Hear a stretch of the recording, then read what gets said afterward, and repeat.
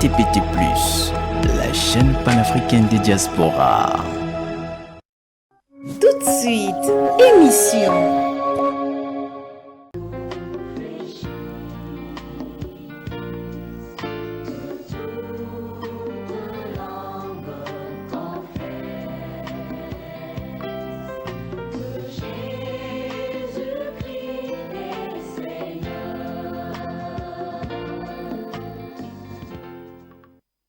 Bonsoir, frères et sœurs dans le Seigneur, chers téléspectateurs, fidèles internautes, soyez bénis partout où vous êtes scotchés à suivre à bon escient votre émission de préférence, le décret de l'Éternel, présentée par l'Église La Saine Doctrine de Jésus-Christ.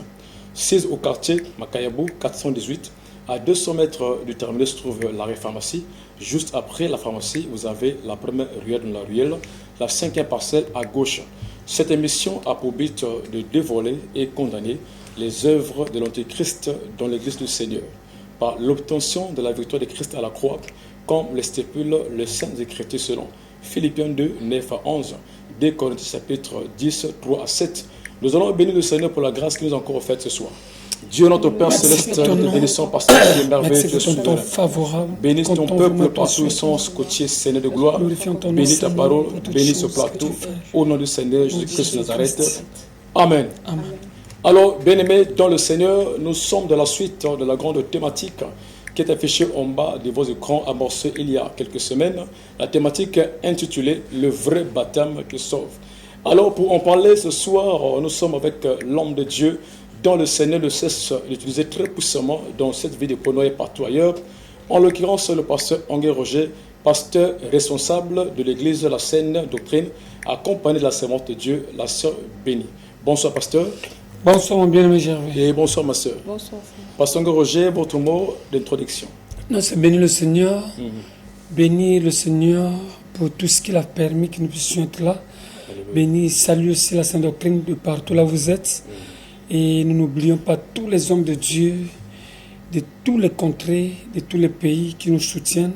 Que le Seigneur bénisse. Gloire soit rendue à Dieu. Alors, bien-aimés dans le Seigneur, pendant le déroulé de l'émission, il n'est pas bon de nous appeler en direct pour toutes vos préoccupations. Veuillez faire usage de ce numéro par le biais de SMS. Alors, nous rentrons dans le vif du sujet. Alors, nous allons introduire la parole de Dieu qui est dans le texte de les Actes des Apôtres, chapitre 2, à partir du verset 36 au verset 38. Je lis au nom du Seigneur. Que toute la maison d'Israël sache donc avec certitude que Dieu a fait Seigneur et Christ, c'est Jésus que vous avez crucifié.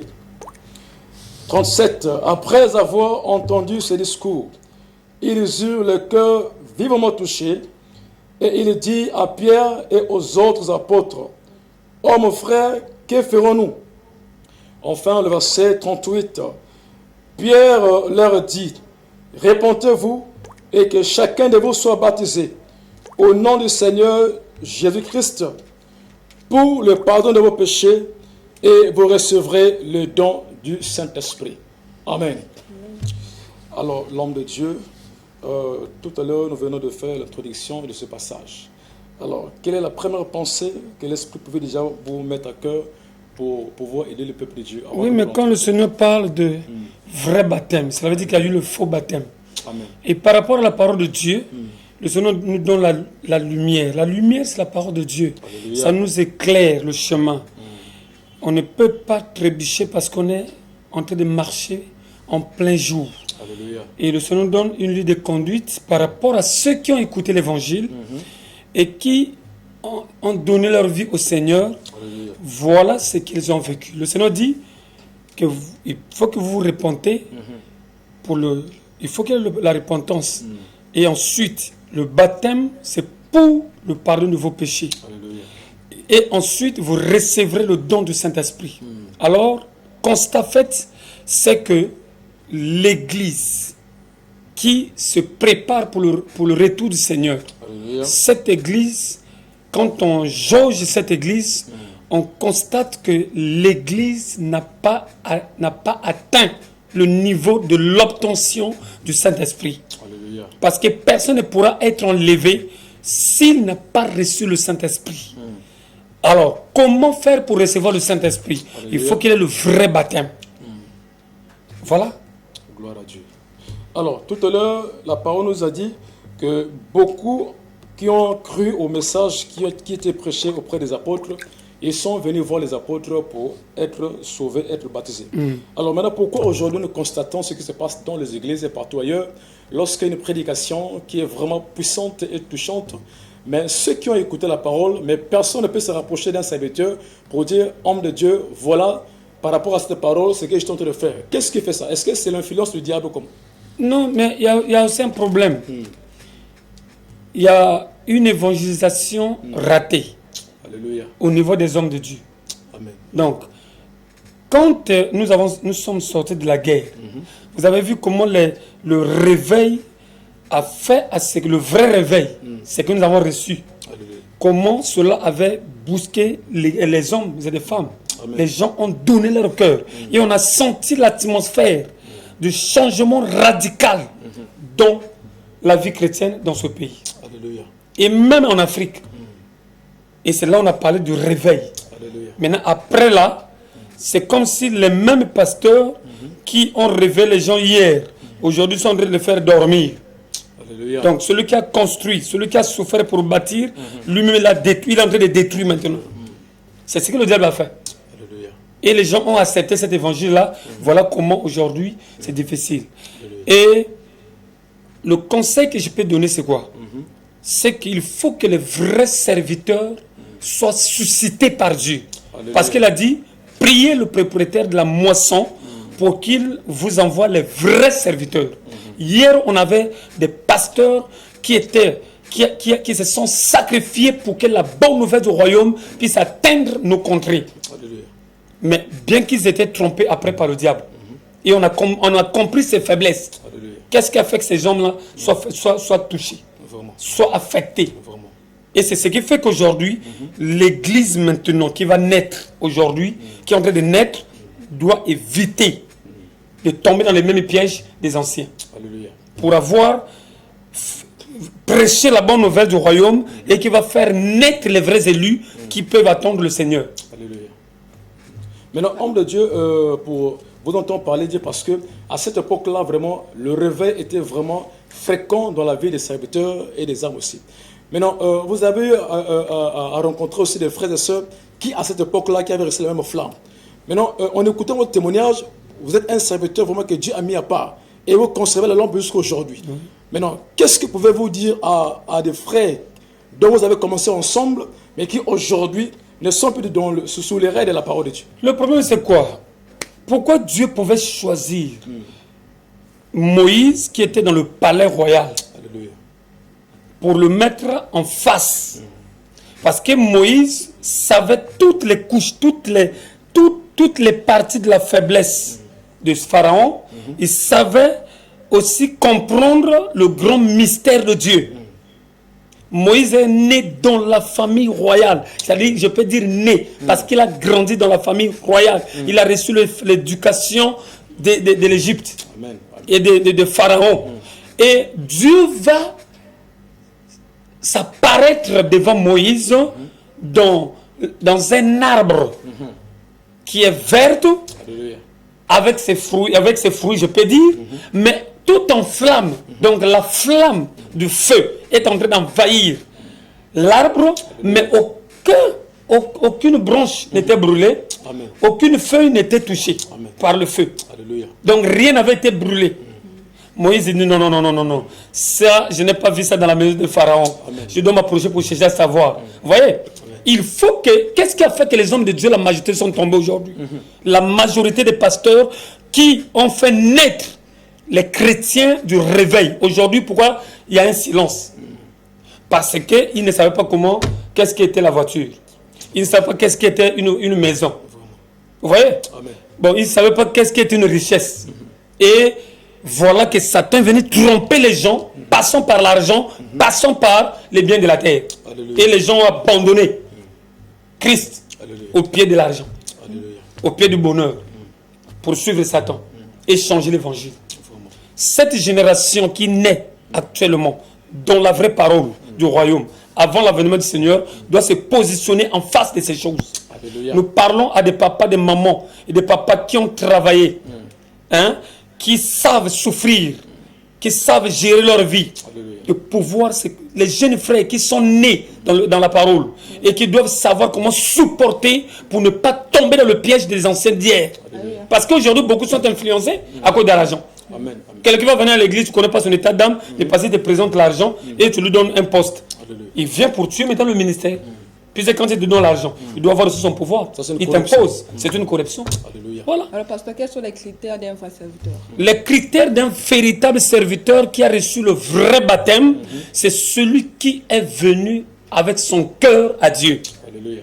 Mais qui n'est pas venu avec sa tête, mais qui a mené son cœur à Dieu. Alléluia. Maintenant, homme de Dieu, parlons des anciens qui aujourd'hui sont tombés. On écoute le décret. Qu'est-ce qu'ils peuvent faire pour se rapprocher de la parole de Dieu? Maintenant, en se rapprochant, alors ils doivent encore se faire rebaptiser ou comment? Mais bien aimé, il faut que les gens comprennent pourquoi il y a un chaos. Satan, là où il règne, il produit un chaos. Amen. Et c'est dans ce chaos qu'il profite. Alléluia.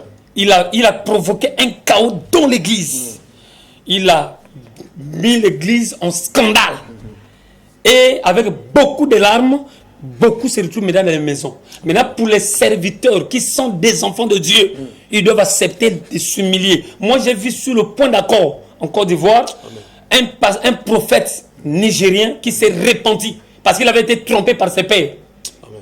Il a foutu de n'importe quoi avec la cabale juive au moment du miracle.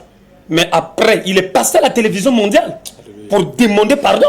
Et il a demandé à un pasteur, le pasteur Touma, prier pour lui, pour sa repentance. Mais pourquoi les autres ne peuvent pas le faire? Amen. Amen. Ça, c'est au moins international. Amen. Hein? Amen. C'est comme ça un enfant de Dieu. Il a demandé, il a voué, il s'est repenti. Les vrais serviteurs de Dieu, c'est comme ça. Ils doivent savoir, parce que nous avons une boussole, qui est la parole de Dieu. Alléluia. Et qui doit démontrer que oui, on est devenu faux. C'est pourquoi on est en train de faire naître aussi des faux. Si aujourd'hui, on a plein de jeunes pasteurs, des jeunes évangélistes serviteurs. Vous les voyez orgueilleuses là, ils n'ont rien. Pourquoi? Parce que déjà la tête a été pourrie. Amen. Voilà comment on est en train de consacrer même les serviteurs aujourd'hui. Avec l'huile, hein? Amen. Alors qu'hier c'était avec l'huile. Mais avec les apôtres c'était quoi? C'est pas avec l'imposition des mains. Alléluia. C'est pas le Seigneur qui agissait. Amen. Voilà. Les gens ont raté le baptême, ils doivent revenir dans le socle de la parole pour se convertir.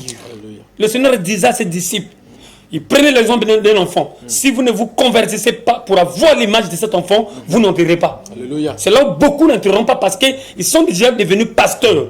Comment devenir une âme sur le banc pour se repentir? Impossible, tomber en l'enfer. Mais heureux pour ceux qui peuvent se rabaisser, car le royaume des cieux appartient aux humbles. Le propriétaire du royaume des cieux est descendu pour prendre la forme d'un être humain, pas d'un ange, mais d'un être humain, pour sauver l'homme. Alléluia. Il a montré le signe de l'humilité. Voici pourquoi le chemin est bloqué. Alléluia. Il faut que les gens reviennent au vrai baptême. Alléluia. Voilà. Maintenant, pasteur, le Seigneur a dit, allez partout, dans Matthieu 28, 19 à 20, allez partout, faire des nations des disciples, les baptiser au nom du Père, du Fils et du Saint-Esprit. Alors aujourd'hui, avec ce nom, Père, Fils, Saint-Esprit, beaucoup des églises baptisent avec ce nom de titre-là. Maintenant, est-ce qu'une sœur, un frère qui a reçu ce baptême avec le nom du Père, Fils, Saint-Esprit, peut aller en enlèvement? Quand une personne vous baptise au nom du Père, Fils, Saint-Esprit, ça veut dire qu'il ne connaît pas la parole. Il n'est pas révélé de la profondeur de la parole. Parce que les apôtres, pendant que le Seigneur n'était pas encore monté au ciel, pour changer de fréquence, pour rentrer dans le corps primaire, qui est le Saint-Esprit, et revenir vers les siens, Alléluia. il leur a parlé du nom, vous allez baptiser au nom du Père, Fils et Saint-Esprit. C'est bien écrit dans la lettre. Amen. C'est pourquoi il dit la lettre tue, mais l'esprit vivifie. Amen. Maintenant, quand il est venu en esprit, quand il est redescendu en esprit, après le jour de la Pentecôte, aucun apôtre n'a baptisé au nom du Père, du Fils. D'abord dans Matthieu 28, le verset 19, là on parle, jusqu'au verset 20, on parle de baptiser au nom du Père, du Fils. Le O là, c'est au singulier, c'est au pluriel. C'est au singulier. C'est au singulier. C'est pour dire qu'il parlait d'une seule personne. Alléluia. Oui, ma fille. Alors, pasteur, le baptême apporte-t-il le salut? Oui, le baptême apporte le salut parce que le baptême de la repentance. Pourquoi le Seigneur impose le baptême? Parce que le baptême, c'est un signal qui montre que la personne a pris l'engagement sincère pour lui appartenir. Le peuple d'Israël ne pouvait pas rentrer dans la terre promise s'il n'avait pas traversé la mer Rouge, qui était pour eux le baptême. Alléluia. C'était le passage du baptême. Alléluia. Voilà. Maintenant, pour cette personne, vraiment pour ce croyant, qui vraiment s'est engagé à prendre vraiment ce baptême de conscience, mais le serviteur le baptise au nom du Père, Fils, Saint-Esprit. Maintenant, à ce moment-là, il doit reprendre son baptême. Il doit sortir. Déjà, pour ceux qui sont versés, quand tu rentres dans l'eau, on commence à te parler au nom du Père, Fils. Sors déjà de l'eau. Sors. Ça, c'est pas un baptême. Bon, mais étant une Parce personne... qu'au nom du Père, Fils, Saint-Esprit, on ne peut pas chasser un démon. Amen. Personne ne peut me dire qu'il a chassé un démon au nom du Père, Fils, Saint-Esprit. Ça, c'est retard. C'est comme quelqu'un qui n'a pas compris. Alléluia. Maintenant, à ce moment-là, la personne n'a pas vraiment de la connaissance. Elle est ignorante de savoir... Celui qui le baptise est ignorant et celui qui est baptisé est ignorant. Il ne peut pas recevoir le Saint-Esprit. Voilà ce qui s'est passé dans Acte 18, si je ne me trompe pas, 19, là où le Seigneur parle pour les apôtres qui ont rencontré les disciples qui étaient baptisés. Mais après, Alléluia. quand les apôtres les rencontrent, leur parlent maintenant du Saint-Esprit. Qu'est-ce que les gens disent? Que non, oh, vous avez été baptisés. Oui, nous avons été baptisés. Mais est-ce que vous avez reçu le Saint-Esprit? Ah, on n'a même pas entendu parler du Saint-Esprit. Hein. Vous voyez? Amen. Allez, il a vérifié de savoir quel était le baptême que vous avez reçu. Alléluia. Ils ont su qu'ils avaient été baptisés correctement. Mais ils n'ont pas eu le Saint-Esprit. Alors là, ils ont, les apôtres les ont parlé du Seigneur et ils ont cru. Alléluia. Et en ce moment-là, ils étaient baptisés. Et après la sortie de l'eau, ils étaient baptisés du Saint-Esprit. Alléluia. Vous voyez? Donc, une personne qui est baptisée au nom du Père, du Saint-Esprit, il n'aura pas le Saint-Esprit.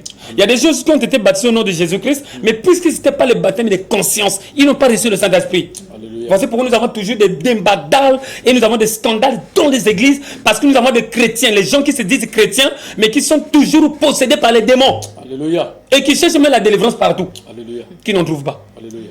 Alors, pasteur, il est permis combien de fois à une personne de posséder un baptême? Il est demandé, il est conseillé une seule fois à une personne d'obtenir le baptême. Le baptême, mais je précise bien du baptême de conscience. Alléluia. Quand vous avez été baptisé, comme il y a une seule qui a dit, papa, mais si quelqu'un a été déjà baptisé 3 fois, parce qu'aujourd'hui chaque église a un baptême. Amen. Mais le problème c'est quoi? Vous pouvez parcourir vos baptêmes comme vous le voulez. Mais pour obtenir le Saint-Esprit, il vous faut le baptême de conscience. Alléluia. Tous les baptêmes que vous avez reçus là, parfois, ça n'a même pas eu d'impact. Pourquoi? Parce que vous avez fêté, vous avez fait tout. Moi, j'ai été baptisé, vous avez retenu même la date. Mais en vous, on ne voit pas l'empreinte et la marque du Seigneur. Alléluia. Parce que le baptême qui donne l'empreinte et qui permet au Saint-Esprit de venir s'installer en vous, c'est le baptême de conscience. Alléluia. Alors, si vous n'avez jamais reçu ce baptême de conscience, ça veut dire qu'en vous, il n'y a même pas un goutte de changement. Amen. Parce que pour qu'on ait de vrais chrétiens, il faut qu'il y ait le vrai baptême. Alléluia. Les gens pleurent. Mais il y a plus d'églises. Les églises sont en train de naître comme les champignons, mais on n'a pas la nouvelle naissance. Mais oui, mais puisqu'il n'y a pas le vrai baptême, Amen. il n'y a pas le vrai prédicateur, c'est normal qu'on puisse avoir du désordre. Alléluia. Voilà. Maintenant, pendant ce moment de baptême-là, est-ce qu'il y a un modèle de la Bible où le frère ou la soeur doit avoir, pour les frères, doit avoir un parrain, pour les soeurs, doit avoir des marrains qui doivent l'accompagner aux autres baptêmes? Bon, les problèmes des marins, parrains, quand j'ai... Parce que quand vous voyez quelque chose, il faut essayer un peu d'aller dans la profondeur pour chercher à savoir comment ces gens-là se sont composés. Comment ils ont fait pour arriver à l'idée des parrains marins. C'est parfois comme pour aider les autres. Pour les aider, un frère que vous avez amené à l'église, on peut prendre le bien-aimé Gervais pour le mettre à sa disposition, pour le suivre. Peut-être c'est ça. Vous voyez? Pour le suivre, pour l'aider, pour le conseiller. Bon, c'est en ce moment-là peut-être qu'on peut avoir le mot parrain. Parce qu'il faut rentrer dans la pensée des gens. Qu'est-ce qui les a poussés à avoir ça? Voilà. C'est un suivi. Voilà. Maintenant, si dans la Bible, il n'y a pas ce modèle-là. Non, il n'y a pas ce modèle, puisque le modèle, c'est confié au serviteur de Dieu. Amen. Vous voyez, c'est dans le ministère, oui, on nous fait savoir que 10 minutes, merci bien mon DP. Alors, c'est dans l'église où il y a des parrains, c'est-à-dire que le pasteur est là, mais le pasteur étant gérant de l'église, il a des responsables autour de lui qu'il peut confier des responsabilités de suivi des frères et sœurs qui sont baptisés ou qui veulent être baptisés. Vous voyez, ça ne pose pas de problème, mais le problème c'est que il faut que le baptême soit... Il faut que le frère qui va au baptême soit bien suivi. Parce que nous avons des frères aujourd'hui qui sont partis dans le baptême. Des sœurs qui sont partis dans le baptême. Mais qui sont sortis du baptême. Mais vous le voyez dans la même vie qu'il menait hier. Il est parti au baptême avec sa copine. Il sort du baptême. Il y a toujours le désir du concubinage. Bon, ça c'est quel baptême? C'est un faux baptême. Amen. Amen. Il est pareil. Il n'y a pas de changement. Or, ceux qui doivent se préparer pour, comme Jean-Baptiste a dit, à planer le chemin bien droit pour le Seigneur. Parce qu'il n'oubliez pas que l'Église est en train de jouer un rôle de lit, le tisbite. À qui nous avons reçu l'héritage de Jean-Baptiste. L'Église a cette mission-là de Jean-Baptiste, d'aplanir le chemin bien droit pour préparer le retour du Seigneur. Ce n'est pas un individu qui viendra, Amen. mais c'est l'Église qui est mandatée du Saint-Esprit. L'Église tout entière, corps de Christ, sur la terre, a une mission de préparer le retour du Seigneur, en lui préparant un bon chemin bien droit, Alléluia. pour lui faire présenter à lui des hommes et des femmes blancs, sans tache ni ride. Voilà. C'est avec un vrai baptême. Alors, pasteur, dans Matthieu 3, le verset 11, nous voyons que Jean-Baptiste a évoqué 3 sortes de baptêmes. Oui. Le baptême d'eau, le baptême de l'esprit et de feu. Alors, à quel moment le baptême de feu intervient-il? Le baptême de feu, quelque part, on l'appelle le baptême du feu, oui. C'est un désert. Amen. Vous voyez? Un désert, ça veut dire qu'après que vous êtes sorti des eaux de baptême, si c'est un vrai baptême, vous allez passer par le baptême de feu. Le baptême de feu, c'est un désert parce que c'est un monde, c'est un stade auquel vous restez dans le contact avec le Seigneur. Avant que le Seigneur vienne habiter avec vous, ou en vous, il vous fait passer dans un désert. Et c'est là où beaucoup lâchent. Mais je conseillerais aux frères et sœurs de pouvoir s'attacher, parce que le Seigneur nous a donné un modèle. Après son baptême, il est parti dans le désert et il a rencontré Satan qui était là pour l'éprouver. Donc c'est pourquoi on appelle ça le baptême de feu. Quand vous allez réussir le baptême de feu, après son passage, c'est là où le don de Dieu vous serait imposé. Quand vous aurez reçu le don de Dieu, votre nom est déjà inscrit dans le livre de Dieu. Et quand vous marchez sur la terre, c'est Dieu qui marche au travers de vous. Et c'est ce qui fait la fierté. C'est pourquoi le Seigneur dit, vous êtes le sel et la lumière du monde. Mais aujourd'hui, nous sommes en train de voir que l'Église est devenue un dégoût pour le monde. Voilà, voici pourquoi le Seigneur insiste là-dessus pour que l'Église puisse encore briller par l'éclat de la majesté de notre Seigneur, pour apporter le salut. Voilà. Maintenant, quels sont les éléments ou les étapes qui constituent un baptême de feu? Un baptême de feu, c'est un désert, comme je viens de le dire, parce que vous avez quitté une vie de corruption. Maintenant, il faut que vous soyez lavé, purifié. Avant que Joseph puisse aller à la rencontre du roi Pharaon, il était question qu'il soit douché. Vous voyez, c'est la douche. Alléluia. Il est nettoyé, purifié, parfumé. Alléluia. Et après, il peut maintenant rencontrer le roi. Alléluia. Il faut que le roi vienne s'asseoir dans un fauteuil bien climatisé. Alléluia. Mais c'est là où il n'y a plus de péché, là où il n'y a plus... On ne peut pas voir un frère, une soeur qui est en train de dégager encore le péché, qui est en train de pourrir dans le péché, dire qu'il a reçu Dieu. Non. On n'a pas besoin, dans ce contexte de vrai baptême, des frères le matin qui prêchent chez Jésus, le soir qui sont dans la fornication ou dans le vol. Non. Ou le braquage. Non. Des hommes honnêtes, des femmes honnêtes. Alléluia. Voilà. Fidèles à leur mari, jusqu'à la mort. Alléluia. Ils peuvent maintenant donner un bon héritage aux autres enfants qui vont naître. C'est comme ça. C'est pourquoi aujourd'hui les églises n'ont plus un bon témoignage. Pourquoi? Parce que les gens ont failli. Dieu appelle l'église à revenir sur le bon chemin, le chemin qu'ils ont négligé à cause de ces flashs mensongères de Satan. Voilà. Maintenant, quels sont les décrets pour dire à des hommes qui sont en train de tromper leurs femmes et des femmes qui sont en train de tromper leurs maris? Quand déjà une femme trompe son mari, ça veut dire qu'il est en train de penser qu'elle peut tromper Dieu. Amen. Et elle est déjà morte. Alléluia. Le monsieur aussi, c'est pareil. C'est pourquoi vous voyez aujourd'hui, comment comprendre que des frères, même dans l'église, peuvent se marier, mais demain à divorce? Parce que ils ont des convoitises. Ils sont encore dans la chair. Amen. Vous voyez, il n'y a pas de bon mariage aujourd'hui. Amen. Les gens sont dans la chair. Les gens sont en train de forcer parce qu'on leur a dit, comme tu es devenu frère dans la foi, voilà des soeurs qui sont là, il faut les marier. Amen. Prépare-toi, son frère, toi, l'argent. Non? Donc, il n'y a même pas la conscience. C'est ce qui fait qu'aujourd'hui, au travers de faux baptêmes, les gens sont aussi faux chrétiens. Alléluia. Voilà. Alors, pasteur, que symbolise-t-il le baptême de la vie d'un chrétien? Le baptême, c'est un signe d'engagement.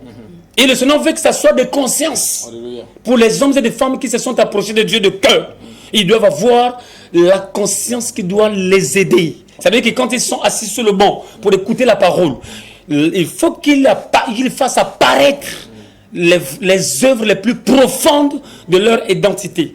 Mon DP dit que ça reste 5 minutes. Maintenant, pasteur, une femme peut-elle accomplir l'acte du baptême, peut baptiser? En un mot. La femme ne peut pas baptiser parce qu'on n'a pas un modèle comme ça dans la Bible. Bon, maintenant, les C'est femmes- une abomination pour une femme de baptiser parce qu'on n'a pas vu un modèle comme ça dans la Bible. Alléluia. C'est pourquoi l'Église a tout perdu. Parce que l'Église n'a plus cette base d'origine. Alléluia. Vous voyez? C'est ce qui fait que l'Église trébuche aujourd'hui. Alléluia. Ils savent plus à quel sens vous voyez. Une femme baptisée, une personne. J'ai vu même d'autres femmes aussi en train de consacrer le mariage. Ça, c'est un déboté. Ça, c'est une pagaille. C'est un désordre. Alléluia. Voilà. Maintenant, qu'est-ce que le décret pouvait marteler à ces actes-là? Les femmes doivent se repentir d'abord eux-mêmes. Quand déjà un pasteur arrive à consacrer sa femme pasteur, ce pasteur est déjà faux. Amen. C'est un pasteur de la cabale juive. C'est tout. Alléluia. Les gens sont maintenant dans la cabale juive, les gens sont dans les sciences occultes. C'est pourquoi ils ont lâché la parole. Alléluia. Ils ont lâché la parole, comme un qui a dit moi je ne suis pas venu ici pour m'appauvrir, je suis là pour avoir de bénéfices. Voilà, donc les gens, c'est pourquoi après, ils sont là pour falsifier la parole. Alléluia. Le véritable chrétien qui veut être baptisé doit chercher à savoir si le pasteur ou l'apôtre ou qui que ce soit qui le prêche est dans la raille de la parole. Alléluia. Mais s'il n'est pas dans les rails de la parole, c'est un faux. Il ne faut pas donner ta tête. Alléluia. Parce que ça sera un faux baptême et ça sera une sémence démoniaque. C'est pourquoi après le baptême, les gens ont toujours les mêmes sensations, les mêmes vies. Il n'y a pas de changement. Alléluia. Et le réveil n'est pas explosif. Alléluia. Pour avoir un miracle, il faut toujours aller vers le pasteur. Mais la Bible dit que voici les signes qui les accompagneront. Amen. Il faut que le véritable enfant de Dieu puisse se réveiller sur ce point. Alléluia. Moi, j'ai reçu le baptême, mais qu'est-ce que je suis en train d'expérimenter dans ma vie? Pourquoi je suis faible? Alléluia. Alors que je devais être un homme spirituel, un homme fort, mais pourquoi je suis faible? Pourquoi je suis encore dans l'esclavage? Il faut que les gens raisonnent. Il faut que les gens comprennent. Alléluia. Alléluia. Gloire à Dieu. Alors, pasteur, certaines personnes peuvent dire que mon baptême ne se ressemble pas à celui de Jean-Baptiste. Mais quand je prie en profondeur, je ressens une présence de l'Esprit Saint. Maintenant- Et ça me pousse même à prophétiser. Mais ils peuvent prophétiser. Dieu ne s'arrête pas sur les prophéties. Dieu s'en fout des prophéties des miracles. Amen. Amen. Lui dit pour ceux qui se disaient que moi j'ai fait des miracles, moi j'ai fait ceci à ton nom. Le Seigneur dit je ne vous ai jamais connu. Alléluia. Le Seigneur reconnaît ceux qui ont sa crainte dans le cœur, Alléluia. ceux qui marchent selon sa parole. C'est ceux-là qui sont reconnus parce qu'ils ont l'image du Fils de l'homme. Tu peux dégager le miracle. Satan se dégage le miracle. Alléluia. Satan peut réveiller une personne. Satan peut guérir de sida. Alléluia. Mais Satan ne peut pas amener une personne à la repentance. Alléluia. Un débouché pour la mener à être une femme correcte. Non, ça ne peut pas se passer. Satan ne peut pas le faire. Alléluia. Le miracle de la chair, tu peux faire. Même Satan peut le faire, le miracle de la chair. Mais le miracle de l'esprit, ce n'est que Christ. Alléluia. Alléluia. Maintenant, pour des serviteurs qui ont des effigies dans les églises et à l'extérieur des églises, est-ce que c'est parce qu'ils n'ont pas reçu un bon baptême comme? Oui, oh mon Dieu, Père, vraiment que Dieu vous bénisse. Un pasteur déjà qui se permet de mettre un effigie dans son église, ça prouve déjà c'est un sataniste. Alléluia. Mais ce sont les choses que Dieu a défendues. Donc déjà un pasteur mettre sa photo, c'est pas la photo du pasteur qui va sauver une personne. Alléluia. Alléluia. Mais au contraire, c'est la prédication authentique du pasteur qui va mener les âmes à la repentance. Alléluia. C'est ça qui va changer. Mais je peux mettre ma photo dans l'église, ça va faire quoi? Ça va rien faire. Si je mets ma photo dans l'église, ça veut dire que je suis devenu un occultiste de la Amen. cabale juive. Amen. Amen. C'est un signe, ce sont les signes. Le Seigneur dit vous les reconnaîtrez par leurs fruits. Alléluia. Quand déjà un pasteur commence à mettre sa photo, ça prouve qu'il n'est plus avec Jésus, mais il est maintenant avec le diable. Alléluia. Voilà. Alléluia. Alors, pasteur, Oui, la sœur. quel est le rôle du baptême de la vie de l'Église? Le rôle du baptême dans la vie de l'église, ça montre qu'ils se sont engagés à quitter l'Égypte pour la terre promise, Alléluia. pour le ciel. Donc ils n'auront plus. Oh mon Dieu, peut-être qu'on a tout bouffé. Alléluia. Le temps est vraiment court. Que le Seigneur soit béni, mais c'est pour dire à l'église qu'il ne faut pas contester la parole. Alléluia. Il faut obéir. Le Seigneur dit que ton oui soit oui, que ton non soit non. Ce qu'on ajoute vient du diable. Alléluia. C'est que nous prêchons, c'est pour aider les hommes et les femmes à comprendre que le ton est grave. Alléluia. Il faut que les gens reviennent dans l'originalité. Et que le Seigneur bénisse. Alléluia. Gloire soit rendue à Dieu, chers téléspectateurs, fidèles internautes. Vous êtes très nombreux à être bénis ce soir par la parole de Dieu. Alors la Bible déclare dans Jean 8, verset 32, vous connaîtrez la vérité et la vérité vous affranchira. Alors nous voici arrivés à la fin de cette émission qui a porté sur la thématique affiche en bas de vos écrans avec l'homme de Dieu, le pasteur Roger, avec la servante de Dieu, la sœur bénite. Alors les programmes de l'église se trouve au quartier Makayabou 418 À 200 mètres du terminus se trouve la pharmacie. Après la pharmacie, vous avez la première ruelle, la ruelle, la 5e parcelle à gauche. Nous avons un culte les mercredis et les vendredis à partir de 15h30. Chaque dimanche à 8h, nous avons le culte d'action des grâces. Votre émission, le décret, donc, est diffusé chaque jeudi à 20h sur la chaîne TPT. La rediffusion de cette émission, c'est tous les mardis à 21h30. Pour ceux qui veulent porter pied à l'édifice, vous pouvez envoyer vos contributions par le biais de ce numéro qui s'affiche en bas de vos écrans. Et pour ceux aussi qui veulent être en lien avec l'homme de Dieu, appelez par ces deux numéros. Alors, si vous étiez scotché à suivre ces images, c'est grâce à la grande technique, c'est chapeauté aux caméras par Kevin Le Différent, à la régie, Kevin Le Différent, à la programmation, le deux Elios Seigneur, merci pour ton nom, merci pour ta présence, merci pour ton amour, merci pour ta gloire, merci pour la vie de ton peuple que tu as arraché de l'ignorance. Au nom de Jésus-Christ de Nazareth, bénis cette chaîne, bénis le PDG, la directrice générale et tous les directeurs, tous les travailleurs, les stagiaires, soient bénis au nom de Jésus-Christ de Nazareth. Amen. Amen. Que le Seigneur bénisse. Alléluia. Restez debout jusqu'au bout. Alléluia. Fils, que le Seigneur bénisse. Amen. Ma fille, que le Seigneur bénisse. Alléluia. Et que le Seigneur bénisse. Au nom de Jésus-Christ.